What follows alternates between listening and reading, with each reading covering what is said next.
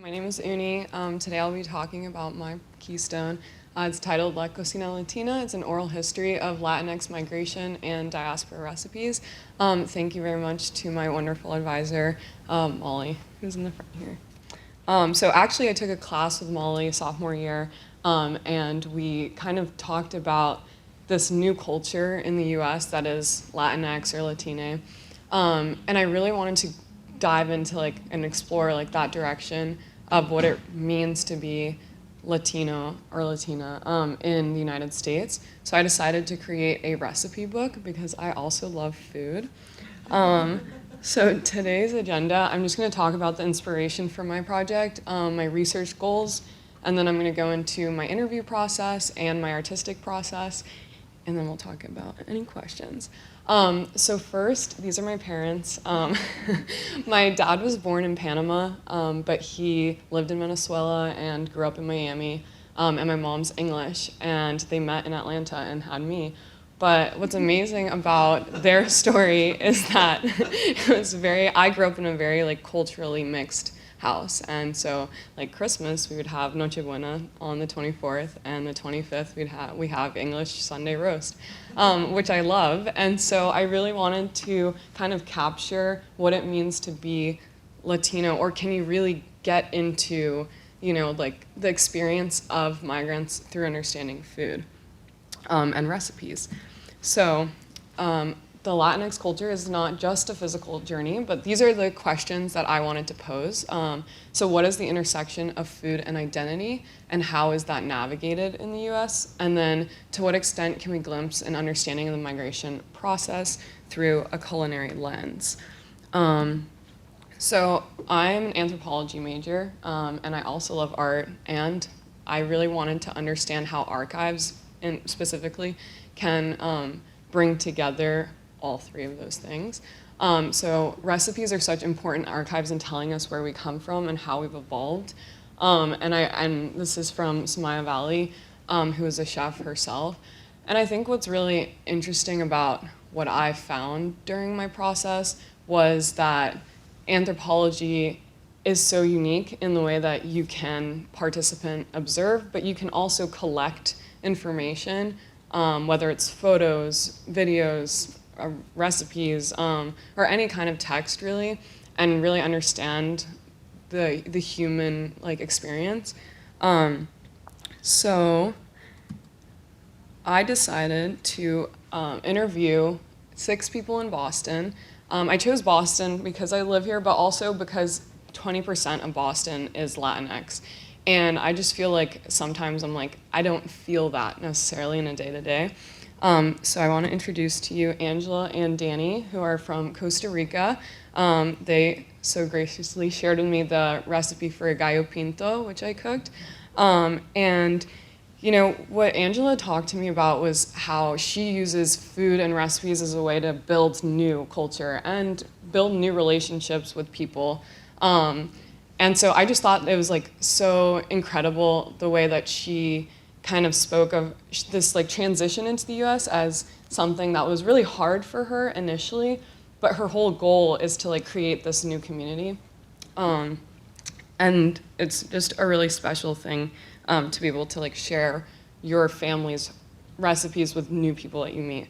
And then I also interviewed Gloria. So we actually went to El Peñon in East Boston together.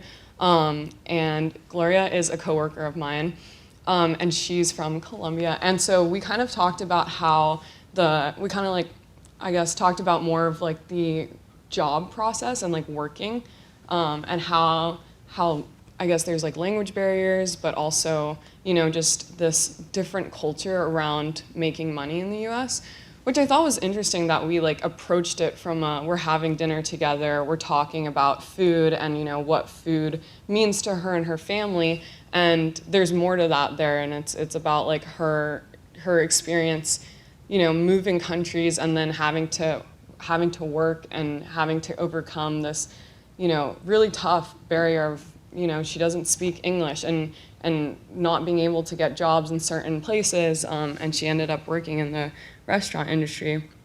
And then I also spoke with Carlos, who is a restaurant owner in Alston, and he's from Chile. And, Carlos kind of brought up this point that everyone eats the same thing. We all eat rice, we all eat beans, and we all eat like all these, corn and like indigenous ingredients, but we eat them in different ways. And I thought that that was really important because he markets towards, like a late night scene. And so he sells pizza and pasta, but he also sells like Chilean food as well.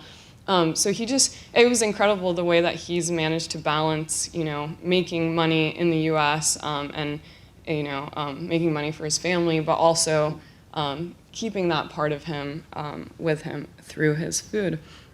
And so my art process, I decided to create a food magazine where I collected recipes and photos of the people that I interviewed, and I kind of meshed them together. So this is a collage that I made with Danny and Angela's photos, and then the gallo pinto that I made. And I decided to keep the recipes in Spanish because I think it's really important to the fact that pretty much all of the participants that I interviewed spoke Spanish, and that was their first language. So this book is kind of like a give back to the amazing people that made that journey to the U.S.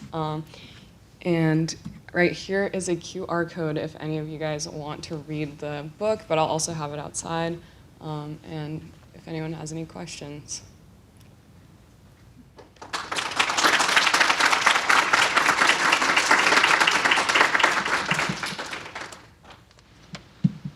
Thank you. We'll now start with the Q&A portion.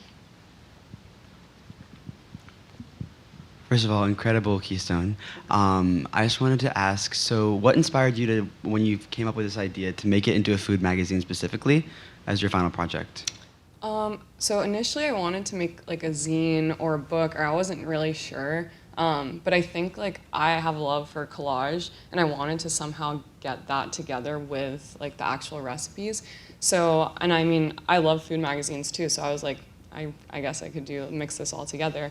I did think about making a zine, but I think it ended up how I wanted it to be, because I think zines are amazing, but I think the art process wouldn't have worked quite in the same way that I wanted it to be.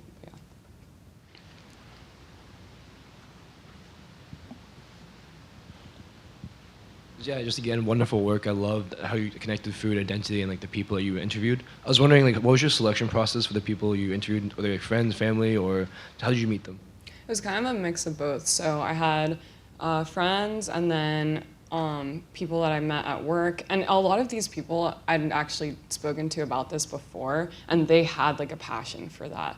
And so I was like, well, I'd love to hear more about you, about your recipes and your families and your stories. So yeah, it kind of just was like a mix. It ended up being a really good and diverse mix. I think I had, there were 6, so Costa Rica, Colombia, Chile, Mexico, and Bolivia. So it was like a great mix of people from all over South America.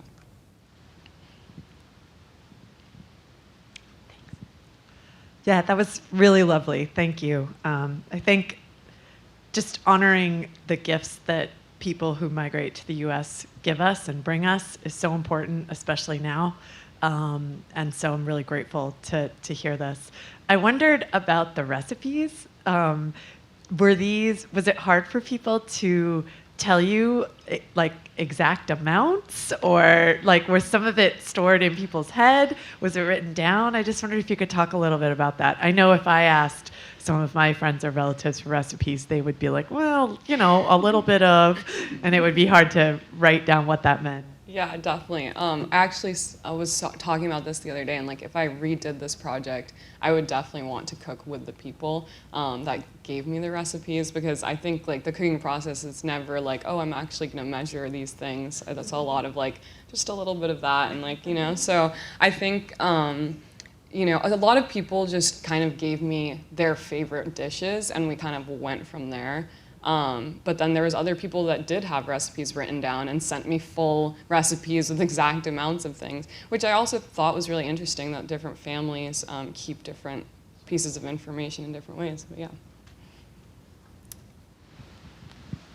Hey, Uni, amazing presentation. I'm not surprised though, because you're awesome. I was wondering if you feel like the fact that food is so kind of quintessential to community building for Latin communities in Puerto Rican. We share meals all the time. Is if that facilitated kind of the human value of this, because food is such a gateway to building these connections. Did that kind of ring true for you? Yes, 100%. And I think like that process of making food is one that is, we might think of like, oh, you go to the kitchen and you cook something, but it like starts a lot earlier. You know, it's like, what do you want for dinner? You know, what are we having tonight? And then you go and you sit at the table and you like make connections with people, and that's really important too. And you cook together like with these people, and there's so much like relationship building like in that process alone, that yeah, I think it's a really, really special thing.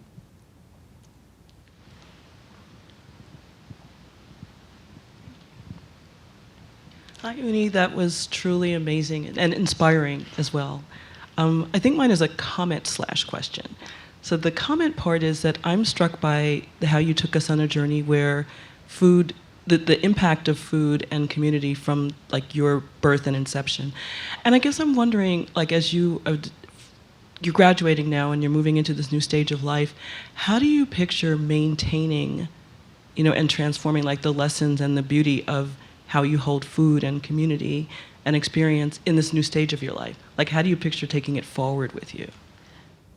I don't know, actually. I think I'll always, I don't know, I feel like I'll always have like the stories that I have with me, and I'll carry those forward. In terms of like this project like this, like I really do hope to kind of understand how we can get at migrant experiences through different ways instead of just, you know, statistics or, you know, talking about the migrant experience as in like your journey here. So I think like going forward, I really just want to, I don't know, change the way that we think about like migration, and what it means to migrate too. And that these like day-to-day like things that we might see as like mundane are actually like hold a lot more meaning. Thank you. I see like food as such a language of love, Yeah. that it brings people together versus, you know, highlighting our differences. Yeah. Thank you. Congratulations. Thank you. We have time for 2 more questions. Anyone else has a question?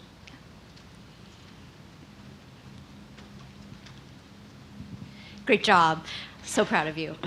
Just wondering, was there anything that surprised you about the things that you learned from them along the way?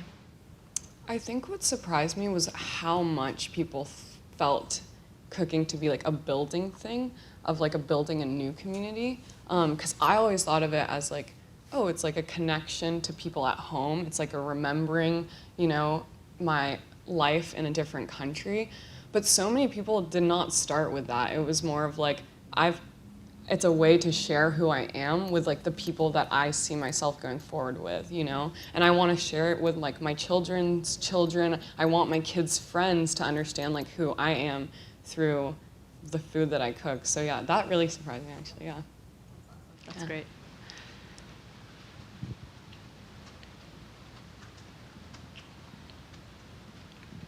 Hi, thank you. I loved your presentation. So I wanted to talk about, for Spanish-speaking communities, there's some things that just don't translate into English. I'm thinking particularly the sobremesa, conversations at the dinner table.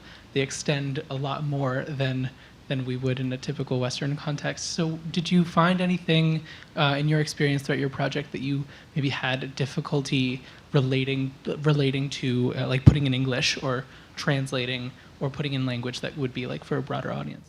Yeah, I think that's also kind of why I chose to keep the recipes in Spanish, and why I decided to kind of pull art into it. And like, you know, I think there's so many things that you can't translate, not just language, but also like interpreting another person's like way of life. And we have that issue in anthropology that, you know, we're interpreting interpretations of things anyways. So I do think it's really important to try and stay as close to like what is true. And so for me, that was keeping these in Spanish. But yeah, I think it always is like a tricky one because, you know, the way that I maybe even interpreted it, like when someone explained something to me, was not necessarily how they thought about it. So yeah, for sure, it's definitely a challenge. But I try to do that through like art and keeping the language the same. Thank you. Thanks.